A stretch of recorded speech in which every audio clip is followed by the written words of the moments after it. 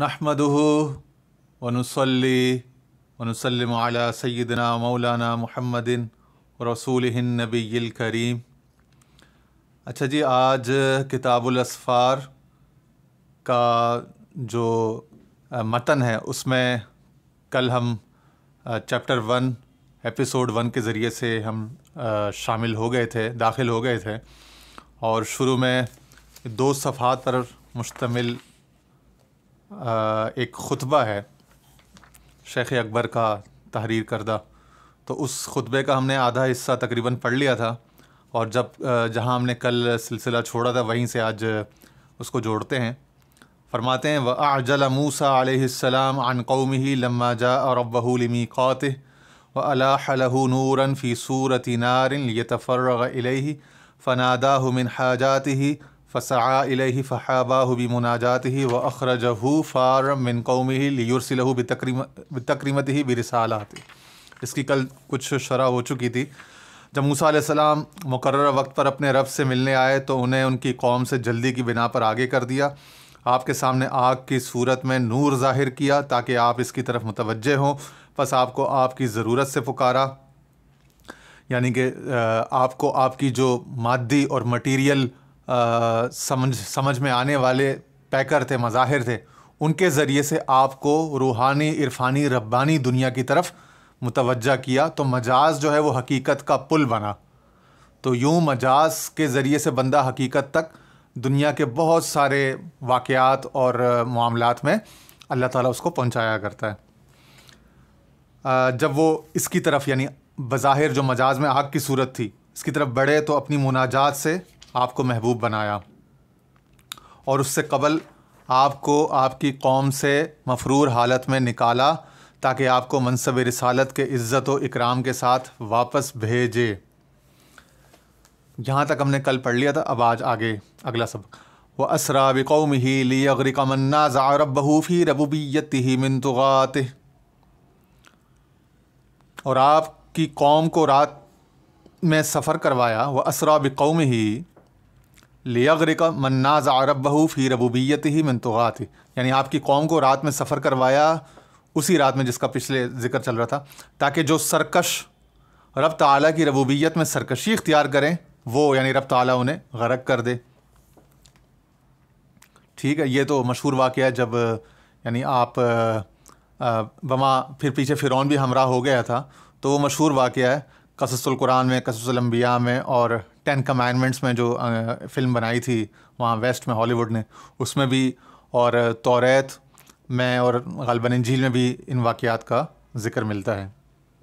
تو وہ جو طغات ہیں، طاغوت کے پیکر لوگ ہیں، جو بہت زیادہ سرکش ہو چکے تھے اور رب تعالیٰ کی ربوبیت میں سرکش ہو گئے تھے، رب تعالیٰ کی دیگر صفات میں نہیں، ربوبیت میں، یعنی اس کے جو معاشی فوائد و ثمرات کے نچلے طبقوں تک یا تمام طبقوں تک یکساں پہنچنے میں، جو اپنی زندگی کی بنیادی ضرورتوں میں جو رب تعالیٰ کے جو الوہی، جو divine scheme of socio economics ہے، یعنی کہ سوشل جسٹس ہے، dispensation of quick social economic means ہے، اس پروسیس میں جب اس کے نظام ربوبیت میں، یعنی رزق کی ترسیل کے پروسیس میں جب وہ رکاوٹ بننے لگے، تو اس کو جو ہے وہ موسیٰ علیہ السلام نے ہیڈ آن لیا، کولائڈ کیا، اور اس کو ٹیک آن کیا، ٹیک ڈاؤن کیا، ٹیک اپ کیا اس مسئلے کو، اور وہ ایک بیٹل گراؤنڈ سجا، اور پھر اس کے بعد اس کے آخر میں اللہ تعالیٰ کی الوہی طاقت سے موسیٰ علیہ السلام سرخرو ہوئے، اور ان کے حامی، ان کے جو حواریین تھے وہ سرخرو ہوئے، اور جو فرعونہ مصر تھے، فرعون اور اس کی جو طاقتیں تھیں، ان کو ڈبو دیا گیا۔ وَأَتْعَبَهُ حِينَ فَارَقَ الْأَدَبَ فِي عِلْمِهِ فِي طَلَبِ مَنْ عَلَّمَهُ مِن لَدُنَّا عِلْمًا وَآتَاهُ رَحْمَةً مِّن رَحْمَاتِهِ۔ جب آپ اپنے علم میں ایک طرح کا ادب سے پہلو تہی اختیار کر بیٹھے، تو آپ کو ایسی ہستی، یعنی حضرت خضر کی تلاش میں تھکا دیا، جس سے خود سے یعنی رب نے اپنی جناب سے علم لدنی عطا کیا تھا اور اپنی رحمتوں میں سے رحمت دی تھی۔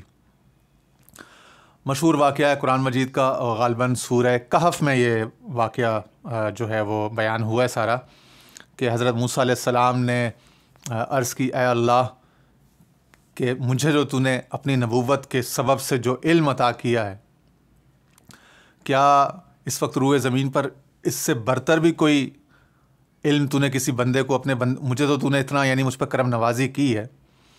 تو ایک رب تعالیٰ سے جو محبت کا ایک تعلق تھا، اس تعلق کے ناز میں، ایک لاڑ میں ایک گزارش یا ایک خیال ان کے دل میں آیا، یا ایک گزارش انہوں نے عرض کر دی، ایک خیال ظاہر کیا کہ جو مجھ پر تیرا فضل و کرم اور انعام ہے، تو کیا کسی اور پر بھی اس طرح کا یا اس سے بڑھ کر بھی کوئی انعام ہو سکتا ہے؟ یعنی یہ بھی اللہ تعالیٰ کی شکر مندی ہی تھی کہ یعنی اتنا بڑا انعام ہے کہ کیا اس سے بڑھ کر کوئی انعام ہو سکتا ہے۔ وہ امیز ہو رہے تھے، ہو رہے تھے اس سے نا، آسم تھا وہ سب کچھ۔ تو کیا ہوا کہ پھر مشہور واقعہ ہے کہ اللہ تعالیٰ نے فرمایا کہ ہاں تم ایسا کرو کہ مجمع البحرین، دو دریاؤں کے جو جمع ہونے کا مقام ہے، انٹرسیکشن کہہ لو، اس دو دریاؤں کے ملاپ کے مقام پر جاؤ، وہاں تمہیں ہمارا ایک خاص ایک بندہ ملے گا۔ اور جمہور کے قول کے مطابق یہ نبی نہیں تھے، پیغمبر نہیں تھے، ولی تھے بنی اسرائیل کے۔ تو اس کے پاس جاؤ، تو اسے ہم نے وَآتَيْنَاهُ رَحْمَةً مِّنْ عِنْدِنَا وَعَلَّمْنَاهُ مِن لَّدُنَّا عِلْمًا، قرآن شریف کی آیت ہے کہ ہم نے اسے اپنی رحمت خاص سے اسے رحمت عطا کی ہے، اور وَعَلَّمْنَاهُ مِن لَّدُنَّا عِلْمًا، اور ہمارے پاس جو خاص علوم ہیں اس میں سے علما، ایک بڑا علم، یہ نکرہ ہے نا، ایک بڑا اعلیٰ علم، ایک بڑا علم، ایک زبردست علم کی ایک قسم۔ اب جب نکرہ ہے نا، تنکیر ہے، تو اس میں یہ کہ علم کی ایک قسم جو ہم جب چاہتے ہیں اور جس کو چاہتے ہیں تو اس کو عطا کرتے ہیں، وہ دوسرے طریقے سے یعنی اکتسابی اور انکشافی اور تجرباتی طریق سے وہ علم حاصل ہو ہی نہیں سکتا۔ یہاں تک کہ انبیاء میں سے ایک اتنے اجل اور اتنے اولوالعزم پیغمبر کے اوپر اس علم کی، خاص علم کی عظمت اور اس کی فضیلت جو ہے کا عالم شہادت کے، اس عالم اسباب کے سطح پر ان کو مشاہدہ اور تجربہ کرایا جا رہا ہے۔ یوں تو ثم اتعبہ واتعبہ حین فارق الادب، یعنی علم کا ادب یہ بھی ہے کہ ہمیشہ اپنے دماغ میں اس گنجائش کو کھلا رکھو کہ جو بھی تم پر اللہ کا فضل، رحمت، قرب، انعام ہوا ہے، یہ ہمیشہ اپنے مد نظر رکھو کہ اس سے بڑھ کر بھی کسی پر ہوا ہوگا، ہوا ہے، اور اس سے بڑھ کر اس کے بیانڈ بھی، ستاروں سے آگے جہاں اور بھی ہیں۔ تو جسے تم اپنا سب کچھ اور اپنا منتہا سمجھ رہے ہو سکتا ہے وہ کسی کی ابتدا ہو، ٹھیک ہے، یا کسی کا وسط ہو۔ تو اسی لیے کبھی بھی ایسا نہیں ہے کہ خدا نخواستہ حضرت موسیٰ علیہ السلام کے علم میں یہ بات نہیں تھی، موسیٰ علیہ السلام کو یہ سب معلوم تھے، لیکن موسیٰ علیہ السلام رب تعالیٰ کے امر کے تحت ایک مثال بن رہے تھے، اللہ تعالیٰ کے امر کے تحت۔ اللہ تعالیٰ چاہتا تھا کہ ان پر کچھ ایسے احوال و واقعات ان پر گزار دے جو رہتی دنیا تک، اور خاص طور پہ امت محمدی علیہ صاحبہ الصلاۃ والسلام کو، امت محبوبہ، ٹھیک ہے نا، امت شہیدہ جو ہے، اس کے سامنے کچھ مثالیں، کچھ عبرتیں، کچھ پریسیڈنٹ سیٹ ہو جائے، کچھ مثالیں اس کے سامنے ہوں جس سے اس کی نصیحت آوری میں اس کو بہت آسانی ہو جائے۔ تو یہ انسپریشنز اور ایگزامپلز سیٹ ہو رہی تھیں امت محمدی علیہ صاحبہ الصلاۃ والسلام کو، جس میں پیدا ہونے کی حضرت موسیٰ علیہ السلام نے بھی خواہش ظاہر کی تھی کہ کاش وہ حضور علیہ السلام کی امت میں پیدا ہوتے، اور دیگر انبیاء نے بھی اپنے اپنے مواقع پر۔ پھر فرماتے ہیں ثم اتبعہ فی سفرہ لیعلمہ بما خصہ اللہ بہ من قضایاہ وحکوماتہ، پھر اس سفر میں یعنی تلاش خضر، اور خضر کے پاس جو وہ علم ہے، وعلمناہ من لدنا علما، جس کو اصطلاحاً صوفیہ کرام نے علم لدنی کا علم کا نام دے دیا نا۔ تو پھر اس سفر میں آپ کو خضر علیہ السلام کا تابع کیا. پھر آگے جو واقعات ہوتے ہیں سورہ کہف میں درج ہیں تفصیل کے ساتھ، کہ اس میں آپ خضر علیہ السلام کے ساتھ جو ہے ایک وربل ایک ٹریٹی سائن کرتے ہیں، ایک چارٹر ایک سائن ہوتا ہے، یعنی ایک وربلی اگری ہوتا ہے، ایک میمورینڈم آف انڈرسٹینڈنگ وربل. تو خضر علیہ السلام فرماتے ہیں کہ بھئی یہ ہماری شرائط ہوں گی، تو ان شرائط پر آپ کو کمپلائی کرنا ہوگا، اور ادروائز پھر ہماری آپ کی راہیں جدا ہو جائیں گی. تو وہ پھر تابع ہو گئے، اور خضر علیہ السلام رب تعالیٰ کے اذن سے متبوع ٹھہرے. ٹھیک ہے نا. اب خضر علیہ السلام مقتدا ہو گئے ایک خاص جہت سے اور ایک خاص وقت کی اکائی میں. ایسا نہیں کہ کلیتاً مطلقاً نہیں تھی، یہ من وجہ ایک خاص کسی وجہ سے، اور خاص کسی یعنی اولیاء اللہ کے جو علم لدنی ہے جو ان کو عطا کیا جاتا ہے عرفا کو، جس کی اس کتاب الاسفار بھری پڑی ہے، اور شیخ الاکبر کی ذات اس سے لبالب لبریز تھی. تو اس علم کی فضیلت کیا ہے؟ یہ وہ علم ہے کہ انبیاء کرام اپنے علم شریعت، علم نبوت، علوم و حکمت کے ہوتے ہوئے بھی اس علم کو پرسو کرتے تھے، اس پہ رشک کرتے تھے، اور اس پہ دیگر امت کے طبقات کو بھی رشک کرنا چاہیے بدرجہ اولا. تو خضر علیہ السلام کے تابع کیا آپ کو، یعنی موسیٰ علیہ السلام کو، تاکہ آپ کو بتائے کہ اللہ نے انہیں کن معاملات اور فیصلوں سے مخصوص کیا ہے.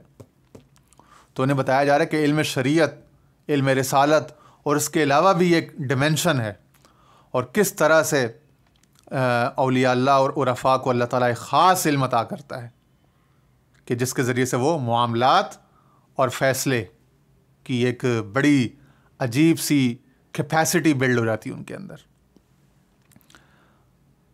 وَحَمَلَ نَبِيَّهُ مُوسَىٰ علیہ السلام فی تابوتہ وَهُوَ لَا يَعْقِلُ فِي يَمِّ هَلَكَاتِهِ. اور اپنے نبی موسیٰ علیہ السلام کو اس وقت تابوت میں ہلاک کر دینے والی موجوں کے سپرد کیا جب آپ غیر عاقل بچے تھے. یعنی ابھی آپ ایک انفینٹ تھے، گود کے بچے تھے، دودھ پینے شیر خوار. اس وقت میں بھی اللہ تعالیٰ کی رحمت اور ہدایت اور تربیت ساتھ ساتھ چل رہی تھی. تمام مراحل میں تربیت تربیت تربیت، کوئی اینڈ نہیں ہے اس سفر کا. فرماتے ہیں کہ آپ کو ٹھہرایا، آپ کو سفر کروایا ایک تابوت میں، ایک صندوق میں، جبکہ ابھی آپ کی جو بشری اس کے مطابق جو عقل ہوتی ہے وہ بھی پختہ اور بلوغت کو نہیں پہنچے تھے. آپ کو تند و تیز تلاطم خیز موجوں کے سپرد کر دیا. آپ کی ماں نے، مشہور واقعہ، جب صندوق میں آپ کو ڈال دیا فرعون کے ڈر سے، ان کی ماں والدہ کو ان کے دل میں اللہ تعالیٰ کی طرف سے القاء ہوا یہ خیال کہ یوں کر دو تو یہ فرعون کی ہلاکت سے، چونکہ فرعون نے اعلان کرایا ہوا تھا کہ جس گھر میں کوئی جسے اولاد نرینہ کہتے ہیں، کوئی بھی نر بچہ پیدا ہو، میل چائلڈ، اس کو قلم کر دیا جائے سر. تو وہ بچوں کو ان کے جو ہے نا ان کے بچوں کو تلف کیا کرتا تھا، ان کی نسل کو، تاکہ صرف بچیاں رہ جائیں، تاکہ کوئی بچہ اس سال میں، جیسا کہ نجومیوں نے پیشنگوئی کی تھی، کوئی رہ نہ جائے، کوئی جو بڑا ہو جائے، جوان ہو جائے، پھر میری مملکت کے لیے، میری حکومت کے لیے چیلنج بنے. لیکن یہ بتایا جا رہا ہے کہ اللہ تعالیٰ کی جو ڈیوائن اسکیم آف تھنگز ہے اس میں کچھ اور تدبیرات الہیہ چل رہی ہوتی ہیں. تو بڑے بڑے چالاکوں، ہوشیاروں کی تمام تر، وہ کہتے ہیں نا کہ الٹی ہو گئیں سب تدبیریں، کچھ نہ دوا نے کام کیا. تو یہ وہ صورتحال ہو جاتی ہے. ورفع عیسیٰ علیہ السلام الیہ لما کان کلمۃ من کلماتہ. اور عیسیٰ علیہ السلام کو اٹھایا اپنی طرف، چونکہ وہ لما بئی وجہ کہ آپ اللہ تعالیٰ کے کلمات میں سے ایک کلمہ تھے. اس سے ایک تو یہ ظاہر ہو رہا ہے کہ اللہ تعالیٰ کے جو انبیاء، اولیاء، خواص، مقربین بارگاہ ہوتے ہیں، ان کی صرف بشریت پہ نظر نہ رکھا کرو. بشریت ان کی ہوتی ہے، عوارض بشریہ بھی ان کو لاحق ہوتے ہیں، لیکن ان کی اس بشریت کے علاوہ ان کی ایک اور ڈیمنشن فضیلت کی، قربیت کی، تقرب اللہ کی بھی ہوتی ہے. اس کو بھی مد نظر رہا کرو، کیونکہ ان کو کہا جا رہا ہے کہ وہ کلمۃ من کلماتہ. قرآن شریف میں اللہ تعالیٰ نے فرمایا کہ وہ کلمہ اور میری روح اور میری کلمہ ہے. تو کلمہ تو ایک انسان کو سمجھانے کے لیے بات ہی بلا تشبیہ و بلا مثال. کلمات جیسے میرے منہ سے جو الفاظ صادر ہو رہے ہیں یہ میرے کلمات ہیں. تو کلمہ تو میرے اندر ہے نا, پہلے وہ میرے ذہن میں مفہوم تھے, معلوم تھے, ٹھیک ہے نا. تو وہ جو معلوم ہے, مفہوم ہے, جو میرے ذہن میں ایک فہم پیدا ہوتا ہے, اس کو میں الفاظ کے ذریعے, آواز کے ذریعے سے ٹرانسلیٹ کرتا ہوں تاکہ آپ تک پہنچ سکے. تو پھر وہ منطوق ہو جاتے ہیں. اب وہ منطوق ہوں یا معقول ہوں, مفہوم ہو, ہر سطح پر وہ میری پراپرٹی اور میری ایک عرض ہے. یعنی میرا وہ عرض ہے جو میرے جوہر کے ساتھ پیوستہ ہے, مجھ سے جدا نہیں ہے. وہ میرا ایسا خاصہ ہے جو میرا ہے, جو میں ہوں, میں وہ ہوں اور وہ میں ہوں. تو اسی طرح ہر وجود کا جو جیسے دودھ سے آپ سفیدی جدا نہیں کر سکتے, سورج سے آپ جو ہے گرمی جدا نہیں کر سکتے, گرمی اس کی صفت ہے, گرمی اس کا خاصہ ہے. پانی سے آپ تراوٹ یا گیلا پن جو ہے وہ جدا نہیں کر سکتے, ٹھیک ہے. پانی سے آپ پیاس بجھانے کی صفت جدا نہیں کر سکتے. تو صفت تو موصوف کے ساتھ پیوست ہوتی ہے, اس سے جڑی ہوتی ہے, ٹھیک ہے نا. موصوف اور صفت کبھی ان میں جدائی یا غیریت ہوتی نہیں ہے. تو اسی طرح کلام یا کلمہ جو ہے وہ تو متکلم کی صفت ہوتا ہے, وہ متکلم ہی کا عین ہوتا ہے, اس کا غیر ہوتا نہیں ہے. وہ یہاں یہ کہا جا رہا ہے کہ وہ اس کے, اور یہ نہیں کہ صرف وہ کلمہ تھے تو باقی انبیاء کلمہ نہیں تھے. فرمایا جا رہا ہے کلمۃ من کلمات ہی, کہ ایک کا تو خصوصیت کے ساتھ ذکر کر دیا کہ میری کلمہ اور میری روح ہے, ورنہ کلمات ہی اس کے بہت سارے کلمات ہیں. ان بہت سارے کلمات میں سے وہ ایک کلمہ تھے, اسی لیے اٹھا لیا. وہ بشری موت اور وہ جو خون کا دوران خون کا رکنا, بلڈ پریشر کا, ہارٹ بیٹ کا رکنا, موت طاری ہو جانا, اس کے بعد جسم کا سڑاند, اس میں تعفن, اور یہ تمام احوال سے ان کو محفوظ و بلند رکھا. اور یار 2000 سال ہو گئے. ہے کتنا امیزنگ ہے کہ نہیں. پھر ہم کہیں کہ خدا نخواستہ وہ ہمارے جیسے تھے. ہمارے جیسے کہاں سے ہو گئے؟ ہمارے جیسے تھے. ہم تو ہر چند منٹ کے بعد اگر اپنا چند گھنٹوں کے بعد اگر منہ نہ دھوئیں اور بول و براز کی حاجت نہ کریں, اور ڈیلی دن میں 2 دفعہ اگر ماؤتھ برش نہ کریں, ماؤتھ واش نہ کریں, پرفیوم ڈیوڈرنٹ نہ لگائیں, غسل نہ کریں, وہ کوئی ہمارے ساتھ بیٹھنے کا روادار نہیں ہو سکتا. کیا بات کرتے ہیں؟ یہ کہاں سے یہ بات آ گئی؟ وہ اپنا کلمہ کہہ رہا ہے اور اپنے خواص کو, اپنے انبیاء کو, بلکہ ان کی پوری جماعت کو دیکھا جائے تو کیا ہے, کلمۃ من کلمات ہی. اور پھر کوئی کہے کہ بھائی وہ اپنا ایسا نہیں تھا, ویسا تھا, فلانا تھا. ان کے مقامات کو, ان کے مراتب کو, ان کی ظاہری بشریت اور ابدیت کے اوپر قیاس کر کے اس کو اپنی عقل, اپنی چھوٹی گھٹیا پست نیچ عقل کے پیمانوں پر ان کو تولتا رہے, ان کا انالیسس کرتا رہے. یہ کہاں کا انصاف ہے, وہ کہاں کی عقل ہے, وہ کہاں کا دین ہے بھائی. تو وہ جو توحید بتانے والا ہے, توحید کے علوم, توحید کے عقائد انبیاء کے ذریعے دینے والا ہے, وہ انبیاء کا مرتبہ یہ بتا رہا ہے. تو انبیاء کا مرتبہ ہم اس کے بتلانے سے اور اس کے الفاظ سے اور اس کے کلمات سے سمجھیں گے, یا اپنی کسی عقل سے, اپنے کسی مسلک کے کسی مفتی اعظم یا مولوی اور اس سے سمجھیں گے؟ تو ہمیں سمجھنا ہے تو قرآن و سنت کے مطابق سمجھنا ہے. قرآن و سنت کی تعلیمات یہ ہیں. پھر آگے فرماتے ہیں وَأَذْهَبَ نَبِيَّهُ یونس علیہ السلام مغاضبا فضیق علیہ فی بطن حوت فی ظلمات. اپنے نبی یونس علیہ السلام کو غصے کی حالت میں قوم سے چلتا کیا. یہ نہیں کہا کہ وہ چلے گئے, ان کے فعل کو اپنی طرف منسوب کیا, ان کے اندر غصے کو پیدا کیا, ان کو مغاضب کر کے, غضبناک کر کے وہاں سے چلتا کر دیا, قوم کو ان سے محروم کر دیا, کیونکہ قوم بے فیضی تھی, بے ادبی تھی. جب چلتا کر دیا, پھر مچھلی کے پیٹ میں اور اس کی تاریکیوں میں انہیں کچھ دنوں کے لیے تنگی میں مبتلا کیا. دیقہ, کہاں انسان مچھلی کے پیٹ میں رہ سکتا ہے؟ اگر محض بشر ہو, محض جسمانی عنصری وجود ہو, تو وہ مچھلی کے پیٹ میں زندہ رہ سکتا ہے؟ وہ مچھلی کے پیٹ سے بحفاظت, ہوش و حواس کے ساتھ, عقل کے ساتھ, اپنے تمام جسمانی, بشری, عقلی, انفسی تعینات کے ساتھ واپس آ کے تبلیغ ہدایت اور رسالت کا کام کر سکتا ہے کوئی؟ یہ کوئی ماننے کی بات ہے؟ کچھ تو ہے نا خاص, کچھ تو ماننا پڑے گا. جب قرآن شریف میں بار بار انبیاء کے اذکار میں یہ ساری باتیں آتی ہیں جو کہ ادروائز عقلاً, شعوراً, منطقاً اور سائنسن جو ہے ناممکنات ہیں، اور ٹوٹلی ایبسولوٹلی سپر نیچرل ہیں، میٹا فزیکل ہیں. تو ان کی ایک میٹا فزیکل اور سپر نیچرل اور سپر ہیومن ڈائمینشن تو تسلیم کرنی پڑے گی.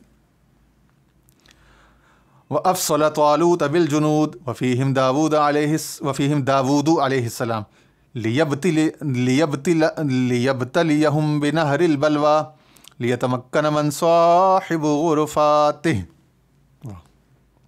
اور طالوت کو، جو بادشاہ تھا بنی اسرائیل میں، ایک وہ بڑا عقل فہم حکومت انصاف والا بڑا متقی پرہیزگار بادشاہ تھا، اس کو لشکر کے ساتھ روانہ کیا، اور اس لشکر میں داؤد علیہ السلام بھی تھے. اب داؤد علیہ السلام کی عظمت کو، ان کے مرتبے کو ظاہر کرنا تھا اہل علم، اہل عقل، اہل زہد و تقوی پر، کہ بڑا تم بنتے ہو انصاف کرنے والے، حکومت کرنے والے، عقل فہم والے، ظاہری علوم رکھنے والے، کتابیں پڑھنے پڑھانے والے.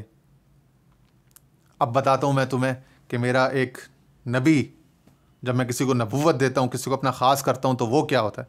لِيَبْتَلِيَهُمْ بِنَهْرِ الْبَلْوَى، تاکہ انہیں بلاؤں کی، ابتلاؤں، آزمائشوں کی نہر میں مبتلا کرے.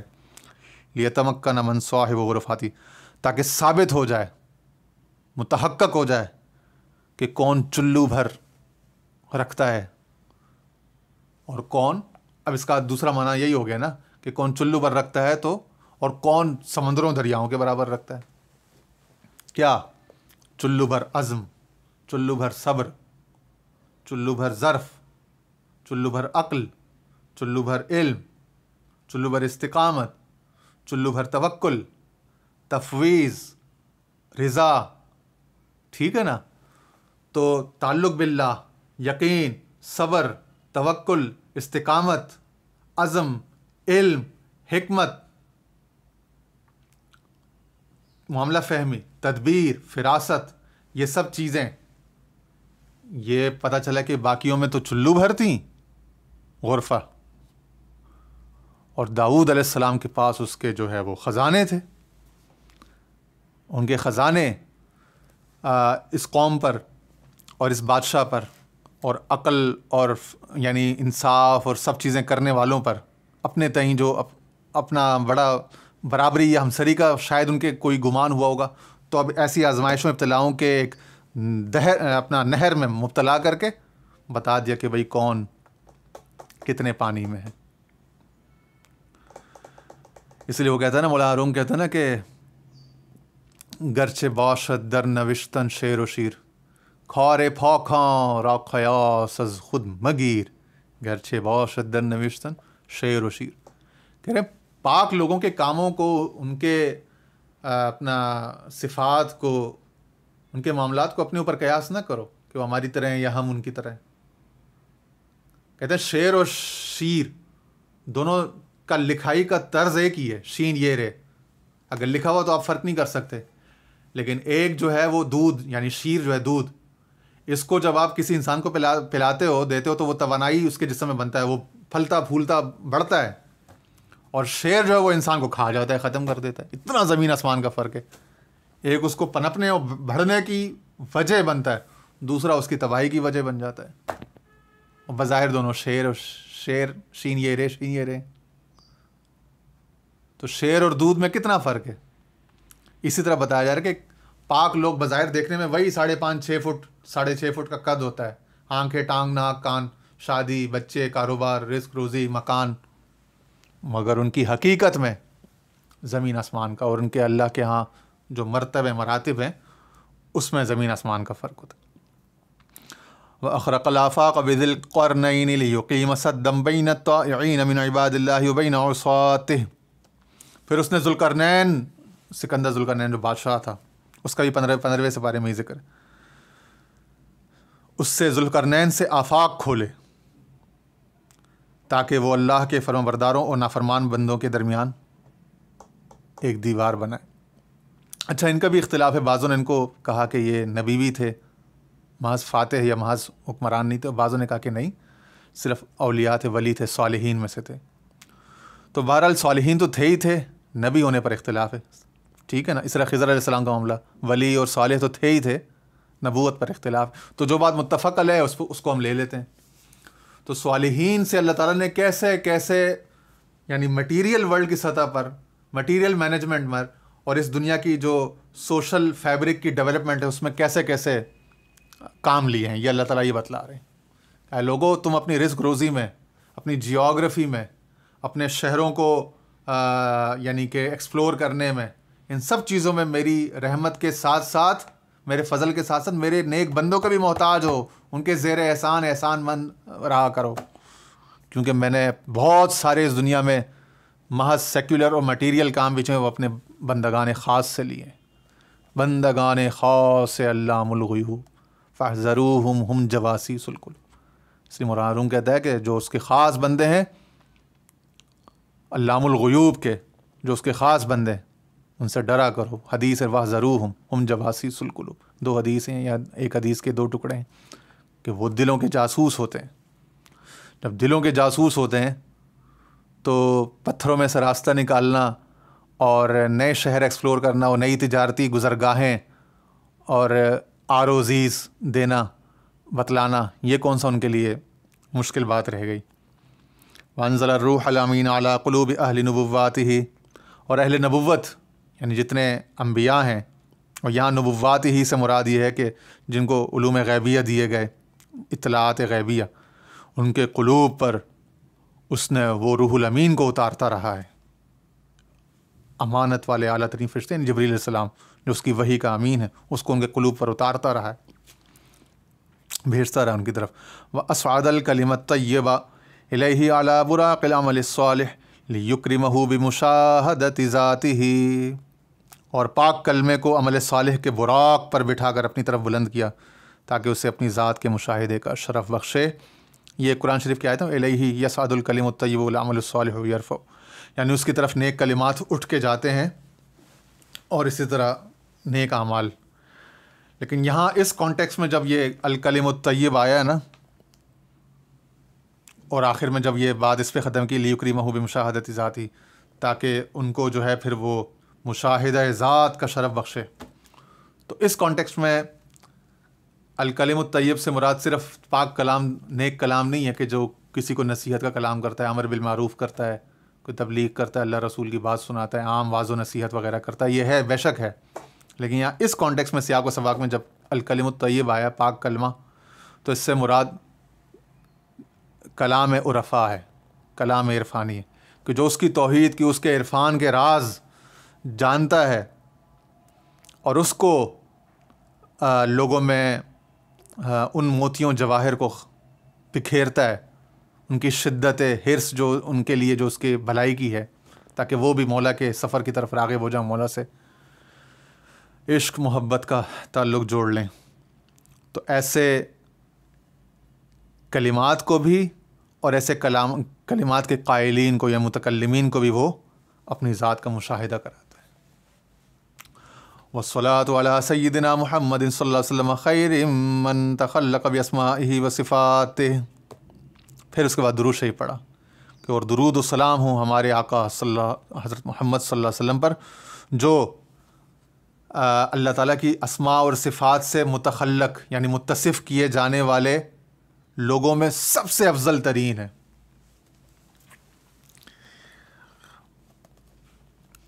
یعنی کہ یہ جتنی پیچھے باتیں ہوئیں، یہ وہ لوگ تھے جو اللہ تعالیٰ کی صفات سے اور اسماء سے متخلق ہوئے تھے، جو حدیث ہے نا، تخلقوا باخلاق اللہ واتصفوا یا اتصفوا باوصاف اللہ، اللہ تعالیٰ کے اوصاف میں رنگے جاؤ، اللہ تعالیٰ کی صفات میں، اس کے اخلاق کے رنگ میں رنگے جاؤ۔ اور حضور علیہ السلام کے بارے میں جب حضرت عائشہ صدیقہ رضی اللہ تعالیٰ عنہ سے پوچھا گیا کہ وہ آپ کا اخلاق کس طرح، تو آپ نے کیا فرمایا؟ کان خلقہ القرآن، کہ آپ کا اخلاق کیا تھا؟ القرآن۔ اور القرآن کیا؟ اللہ تعالیٰ کی صفت علم، صفت کلام۔ تو فرمایا کہ اللہ تعالیٰ کے اخلاق تھے وہ ان کے حضور علیہ السلام کے اخلاق تھے۔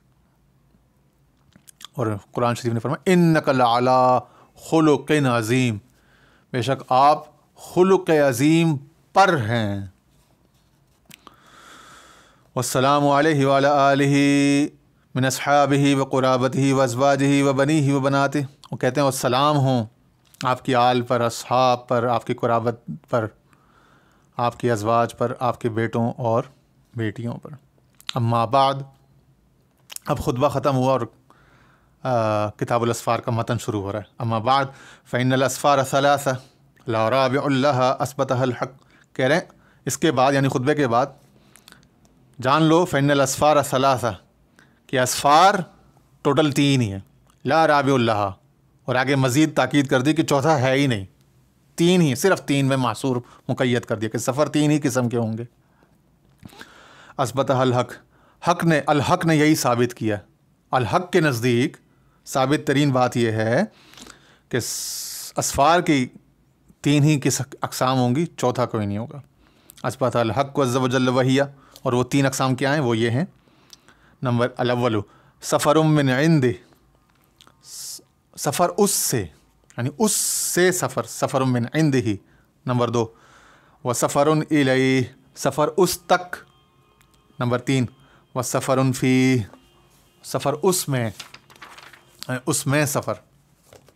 اب ان تینوں کو بھی تھوڑا سا پڑھ لیتے ہیں تاکہ آج آپ کتاب کے ٹیکسٹ میں اب چونکہ داخل ہو ہی گئے تو ایک پیسج پڑھ کے پھر انشاءاللہ وَهَذَا السَّفَرُ فِيهِ هُوَ السَّفَرُ التِّيهِ وَالْحَيْرَةِ، سفر فیہ یعنی جو اس میں سفر ہے وہ سفر حیرت اور گمراہی ہے۔ اور گمراہی سے مراد وہ گمراہی نہیں ہے جس کو ضلالت کہا جاتا ہے، مطلب گمراہی سے مراد یہ ہے کہ اس میں حیرت میں بندہ راہ گم جاتا ہے کہ میں کس راستے پہ چلنا چاہ رہا تھا، کس راستے پہ مجھے کہاں تک جانا تھا، تو وہ والی ایک لاڈ پیار کی مقربین والی گمراہی۔ فمن سافر من عنده فربحه ما وجد، پس جو کوئی اس سے سفر کرتا ہے، سفر من عنده، پہلا سفر فی ہی نا، وہ سفر حیرت اور آپ کہہ لو گمراہی کو کہہ لو کہ بھول کہہ لو آپ یہاں پہ، ٹھیک ہے نا، یا خود سپردگی کہہ لو، ٹھیک ہے۔ اور فمن سافر من عنده فربحه ما وجد، جو کوئی اس سے سفر کرتا ہے تو اس کا نفع وہ علم ہی ہے جو وہ پاتا ہے، یعنی یہی اس سفر کا فائدہ ہے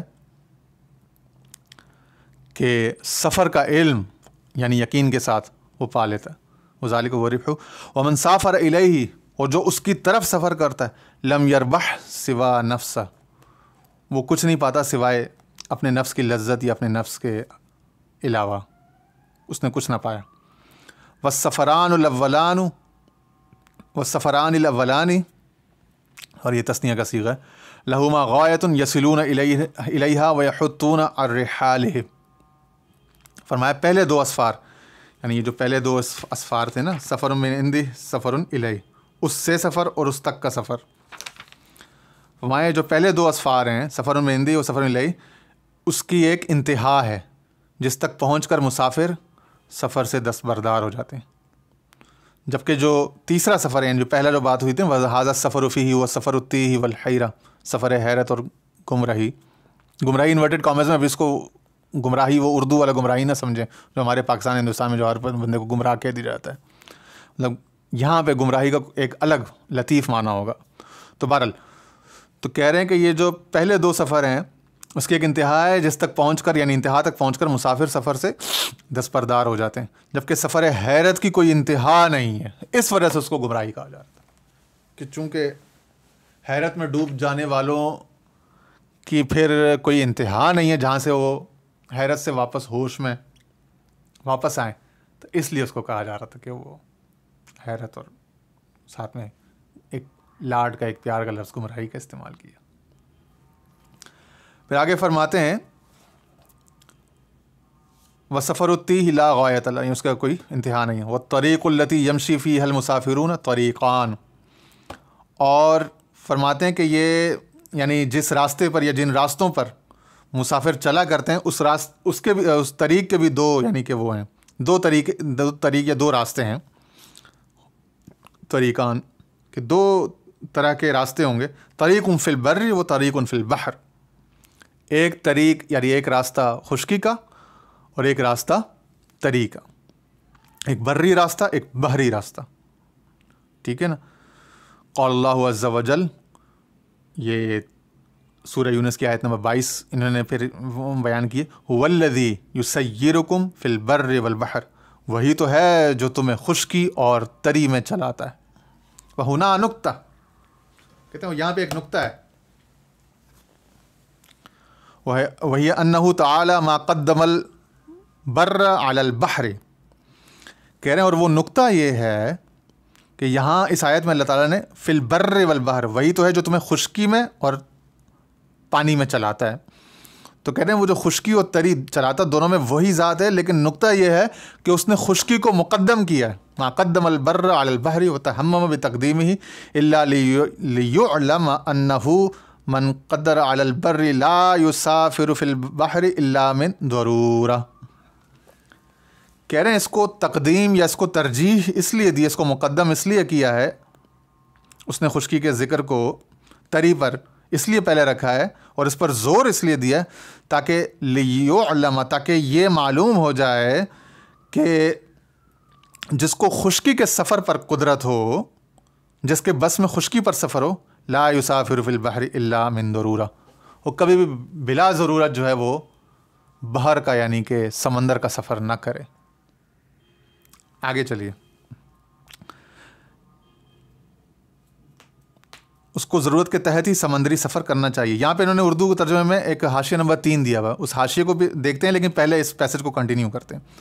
پھر آگے فرماتے ہیں وَكَانَ عُمَرُ بْنُ الْخَطَّابِ رضی اللہ تعالی عنہ يقول لولا هذه الآية ثم يتلو هو الذي يسيركم في البر والبحر لضربت بالدرة من سافر في البحر.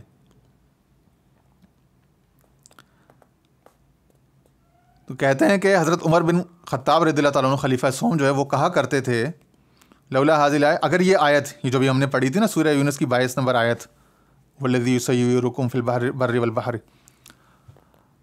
اگر یہ آیت نہ ہوتی جس میں ایک طرح کا ایک گنجائش نکلی ہے بحر کی، کیونکہ مقدم اس کو کیا وہ مؤخر اور سیکنڈ پرائیورٹی پہ سمندری راستے کے سفر کو رکھا، سمندری سفر منع نہیں کیا، یعنی پاسبلٹی رکھی لیکن اس کو نیچے رکھ دیا سیکنڈ یعنی اس پہ درجہ دوم پہ، اور مقدم یا ترجیح کس کو دی؟ بری سفر کو، زمین کے سفر کو. تو کہہ رہے ہیں اگر یہ آیت نہ ہوتی اور اس میں سے یہ امکان البحر کا نہ نکلتا تو میں اس کو کوڑے مارتا اس شخص کو جو بحری سفر کرتا، یعنی اس کے بعد بھی اگر کوئی پانی کے جہاز سے سفر کرتا کشتیوں سے تو میں اس کو، حضرت عمر کہتے ہیں کہ میں اس کو کوڑے لگاتا اور صرف یعنی کہ لوگوں کو، اپنی قوم کو صرف بری سفر پر یعنی خشکی کے سفر پر یعنی کہ پابند کر دیتا. پھر آگے شیخ فرماتے ہیں وَلَوْ لَمْ يَكُنْ فِي الْإِشَارَةِ إِلَىٰ تَرْكِ السَّفَرِ فِي الْبَحْرِ إِلَّا قَوْلِهِ. پھر آیت ایک اور انہوں نے لکھی ہے، یہ سورہ لقمان کی آیت نمبر 31 ہے، اِنَّ فِي ذَلِكَ لَآيَاتٍ لِكُلِّ صَبَّارٍ شَكُورٍ تک یہ آیت ختم ہوتی ہے. لَكَانَتْ هَٰذِهِ الْآيَةُ كَافِيَةً. شیخ الاکبر کہتے ہیں کہ اگر یہ آیت نہ بھی ہوتی تو یہ جو دوسری آیت ہے نا سورہ لقمان کی، جس میں یہ ہے کہ اگر وہ چاہے تو ہوا کو روک دے اللہ، اور اگر چاہے تو جہاز اس پانی کی سطح پر ہی کھڑے رہیں، یعنی اگر ہوا کو روک دے تو جہاز سیل ہی نہ کریں پانی کی سطح پر، بے شک اس میں ہر صبر اور شکر کرنے والے کے لیے نشانہ ہے. تو یہی ایک آیت کافی تھی. شیخ الاکبر کہہ رہے ہیں کہ یہی ایک آیت لکانت حاضل آیت کافیہ،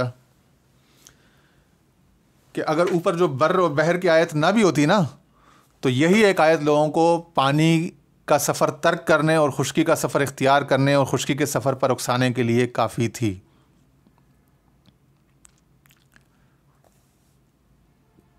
تو اب اس پر وہ ہم نے کہا تھا نا کہ ایک نقطہ ہے حاشیہ نمبر 3 وہ پڑھ لیں، اور کچھ جو ہماری ناقص فہم میں کچھ باتیں آئیں پھر وہ آپ کو بتاتے ہیں. تو پہلے یہاں پہ انہوں نے جو حاشیہ صفحہ نمبر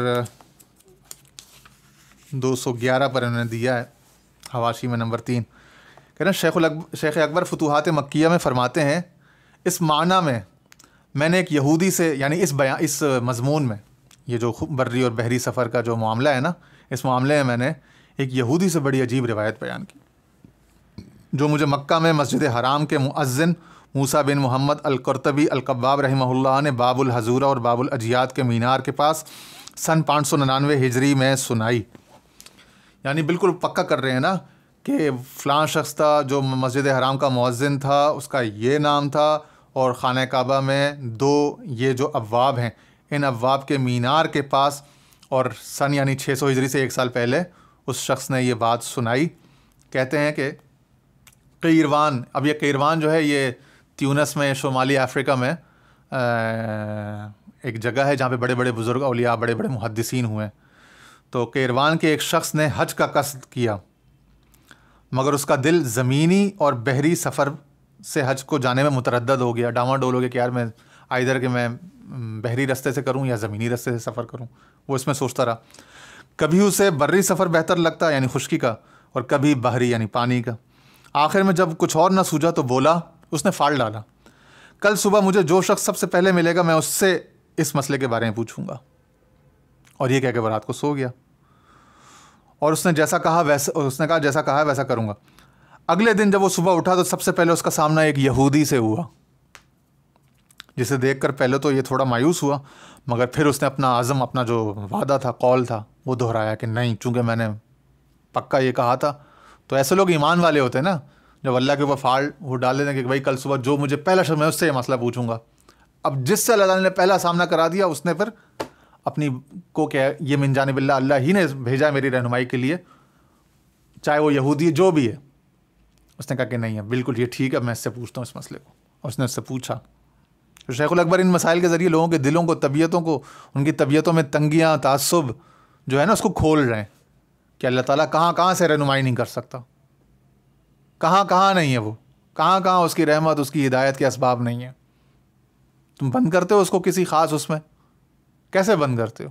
یہ واقعات ایویں نہیں بیان کی انہوں نے، سمجھانے کے لیے کہ ہم اپنے تھاٹس، ویوز کو ریکنسیڈر، ری ڈیفائن، ری شیپ کریں، ری ماڈل کریں، ری ڈسکور کریں کہ ہم کہاں کھڑے ہوئے. اس نے کہا واللہ میں اسی سے پوچھوں گا. اس نے اپنے عزم دہرایا اور کہا کہ ہاں. کہنے لگا تو پھر اس نے پوچھا، اے یہودی، میں تجھ سے اپنے اس سفر کے بارے میں مشورہ کرنا چاہتا ہوں، یعنی حج کے سفر کے بارے میں، کہ مجھے تردد ہے، میں زمین سے سفر کروں یا سمندر سے؟ وہی بری و بحری سفر کا جو اس کے ذہن میں کافی دنوں سے چل رہا تھا. اس نے جب رات کو فال ڈالا، صبح یہودی سے سامنا ہوا. اس نے کہا کہ بھائی اب بتا مجھے. اس کو یقین تھا اللہ پر کہ اللہ اسی کے منہ سے میری رہنمائی کرے گا. تو یہودی بولا، سبحان اللہ، کیا تیرے جیسے اس طرح کی باتیں پوچھتے ہیں؟ یعنی تو قرآن پڑھنے والا بندہ، مسلمان ہے، تو یہ بات پوچھ رہے، جبکہ میں یہودی ہو کر اس بات میں کلیئر ہوں.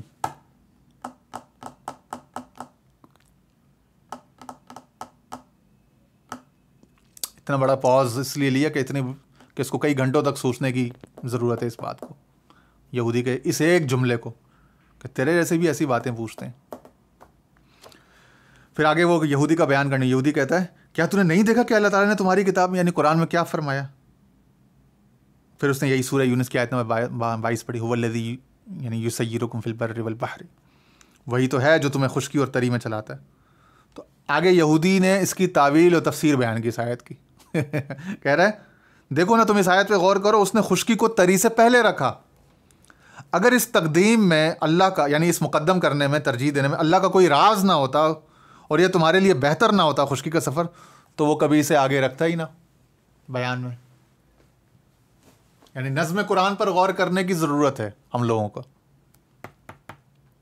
ایک تو یہ بات بھی ہے، اور دوسرا جب قرآن میں ایک چیز آ جائے تو پھر ہمیں اس سے ہدایت آفرینی میں کوئی تأمل نہیں ہونا چاہیے، پس و پیش سے کام نہیں لینا چاہیے.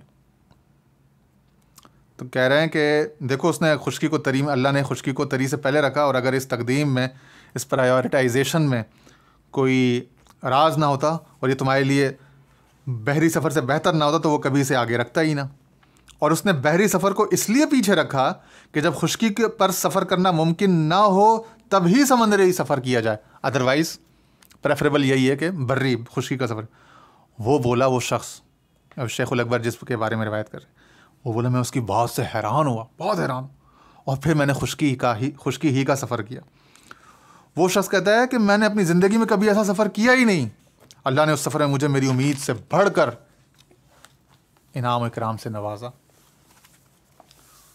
تو یہودی کا مشورہ اور اس کی رہنمائی بر وقت جو ہے وہ کس طرح کام آ رہی ہے، اور یہودی کس طرح قرآن سے اکتساب و اخذ فیض کر رہا ہے، اور کس طرح مسلمان اس زمانے کے جو اہل علم تھے وہ کس طرح حکمت کی بات کو، علم کی بات کو بمطابق حدیث پاک الحکمت ضالۃ المؤمن، کہ جہاں سے بھی مل جائے لے لو، یہ مومن کا گمشدہ خزانہ ہے، وہ لے لیا کرتے تھے، کیسے دھن کے پکے اور سچے تھے۔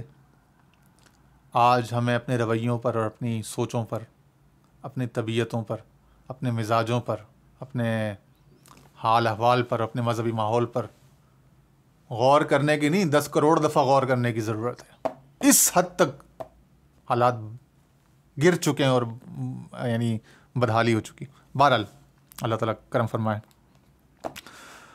تو وہ کہتے ہیں کہ اچھا یہ بات نا، دوسرا اس میں ایک نقطہ اور بھی ہے، وہ یہ ہے کہ بری اور بحری سفر، یہ جو بری سفر ہوتا ہے نا، خشکی کے راستے، یہ معلوم راستے ہوتے ہیں اور ان پر چلنے والے بہت سارے راہی، بہت سارے راہ رو، بہت سارے راہبر ہوتے ہیں، ان کے راستے جاننے والے۔ اور جو بحری سفر ہوتا ہے نا، اس میں ایک گونا اجنبیت ہوتی ہے، اس کے راستے معلوم اور معروف نہیں ہوتے، اور ان سفر کو اختیار کرنے والے بھی کم ہوتے ہیں، اور اس میں جان کے خطرات بھی زیادہ ہیں۔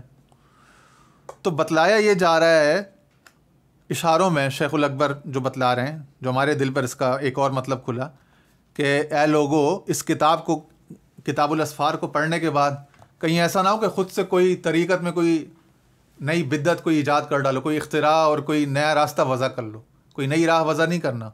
خشکی کے جو رستے ہیں اس سے مراد یہ ہے کہ جو معروف طریقتیں ہیں، معروف طریق ہیں، معروف طرق ہیں، انہی پہ چلنا، وہی ہدایت کے رستے ہیں، اسی میں اللہ تعالیٰ تمہارے مقصود تک پہنچائے گا۔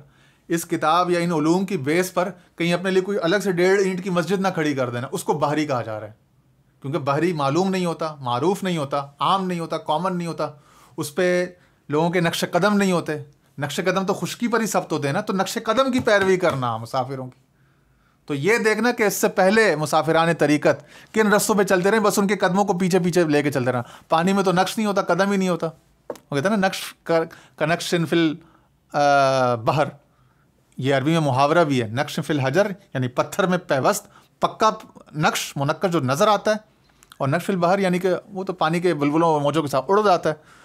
تو اشارہ اس طرف ہے کہ جو معلوم طریقتیں ہیں، نقش بندی، قادری، سہروردی، چشتی، اور جس کے مسافر معلوم ہیں، ان کے احوال معلوم ہیں، ان کی منزلیں معلوم ہیں، وہ منزلوں تک پہنچے ہیں، انہی رستوں پہ جانا، کوئی نیا راستہ ایکسپلور کرنے اور وضع کرنے اور اختراع کرنے کے لیے بیٹھ نہ جانا، الا یہ کہ دربار رسالت سے حکم ہو جائے۔ اب یہاں سے کوئی الٹا مطلب اس بات کا نہ لے لیں کہ پھر شاذلی اور قادری اور مولانا روم کے سلسلے اور سلسلہ ادریسیہ اور سلسلہ بشیشیہ اور بود شیشیہ جو عالم تیونس میں، مراکش میں، الجزائر میں، ترکی میں، انڈونیشیا میں جو سلاسل ہیں، تو یہ سلاسل، یہ تو نئی طریقتیں ہیں، کوئی 8ویں صدی میں کوئی سلسلہ ایجاد ہوا، کوئی 11ویں صدی میں، کوئی 14ویں صدی میں۔ تو جہاں پہ ولایت ہے، جہاں پہ سلسلہ وارثیہ وغیرہ، ایک مثال دے رہے ہیں نا، تو جہاں پہ ولایت ہے اور جو کاملین کے راستے ہیں، اگر انہوں نے کوئی راستہ، کوئی نئی طریقت میں کوئی فلاسفی یا کوئی میتھڈولوجی ایجاد کی ہے، کوئی سمندر میں کوئی راستہ کریٹ کیا، بنایا ہے، تو وہ انہوں نے دربار رسالت میں مقبولیت عام اور اذن عام پانے کے بعد کیا ہوگا۔ ادروائز اس نے اپنی خواہش سے کوئی نیا، کوئی ناولٹی کریٹ کوئی ناول راستہ ایجاد کرنے کی کوشش ہوگی، وہ نادر راستہ جو ہے نا، وہ اسی کو لے ڈوبا ہوگا، اور اسی طرح اس پہ چلنے والے آگے ان کا بھی تباہ حال ہوئے ہوں گے، وہ منزل تک نہیں پہنچے۔ تو اس لیے جو معلوم راستے ہیں، جو معروف راستے ہیں، اور جن کے مسافر اور جن کے نقش قدم بآسانی دستیاب ہوں، انہی پہ چلنے میں عافیت، خیریت ہے، سلامتی ہے، دین کی، ایمان کی، طریقت، عرفان کی۔ آگے فرماتے ہیں ثم نقول، اور پھر ہم یہ کہتے ہیں وما منها سفر من هذه الثلاثة الاسفار الا وصاحبه فيها على خطر۔ دیکھا نا، وہی بات ہو گئی، کہہ رہے ہیں، اور پھر ہم اس کے بعد یہ کہتے ہیں کہ ان تینوں سفروں میں سے کوئی بھی سفر ہو تو ایسا کوئی بھی سفر نہیں ہے جس میں کوئی مسافر کے لیے خطرہ نہ ہو، تو ہر سفر میں کوئی نہ کوئی خطرہ، کوئی نہ کوئی مشکل ہے۔ الا ان یکون محمولا کالاسراء، سوائے اس کے کہ جسے الاسراء یعنی حضور صلی اللہ علیہ وسلم کا معراج کا جو سفر تھا نا، الاسراء کا، سبحان الذی اسریٰ بعبدہ، پاک وہ ذات جو لے گئی اپنے بندے کو اپنے ساتھ سیر پر۔ تو کہہ رہے ہیں سوائے یہ کہ اگر وہ حق جو ہے، الحق، وہ اگر کسی مسافر کو اپنے ساتھ لے کے جائے تو بس وہی صاحب سفر جو ہے وہ خطر سے پاک ہے، خطر سے محفوظ ہے، ورنہ ان تینوں سفروں میں سے کوئی بھی اس کے فضل، اس کی عطا اور البر یعنی کہ نقش قدم والے رستوں کے علاوہ کوئی چلنے کی کوشش کرے گا اور اس کے فضل، اس کی عطا سے کے شامل حال ہونے سے کے علاوہ کوئی پاسبلٹی دیکھنے کی کوشش کرے گا تو وہ خطرات کی زد میں آ جائے گا۔ فَكُلُّ مَنْصُوفِ رَبِّهِ نَجَا، پس جس نے اس رستے سے یعنی رب تعالیٰ کے فضل سے اور بری یعنی معلوم رستوں سے اور نقش قدم والے رستوں سے جانے کی کوشش کی وہ محفوظ رہا۔ وَكُلُّ مَنْ سَافَرَ مِنْ غَيْرٍ أَنْ يُسَافِرَ بِهِ فَهُوَ عَلَى خطر، اور جس سے کسی ایسی صورت میں، جیسا کہ یہ بیان ہوا، ان میں سے کسی صورت پر سفر نہیں کرایا گیا اور اس کے یعنی کہ بزرگان دین کی توجہ، ان کے تجربات، ان کے نصائح، ان کی تربیت، ان کی دیکھ ریکھ اور اب تعالیٰ کا خصوصی فضل الہی جس کے شامل حال نہ ہوا تو وہ خطرے میں ہے۔ فہو اعلیٰ خطرن، خطرن بھی انہوں نے نکرہ تنکیر ہے تو یعنی کہ کسی عظیم ہی خطر میں، خطرے میں، پریشانی میں۔ اللہ تعالیٰ ہم سب کو راستے کے خطرات سے، ڈیویشن سے اپنے فضل و کرم اور اپنے محبوب صلی اللہ علیہ وسلم کے صدقے میں محفوظ رکھے، مأمون رکھے اور ہمارے ساتھ آسانی والا معاملہ فرمائے، ہمارے فہم کو اور ہمارے عزائم کو بالکل طریق پر رکھے، نقش قدم پر رکھے، خشکی کے مسافروں میں سے رکھے اور اپنی بارگاہ کے نیاز مندوں میں قبول فرمائے۔ وآخر دعوانا ان الحمد للہ رب العالمین۔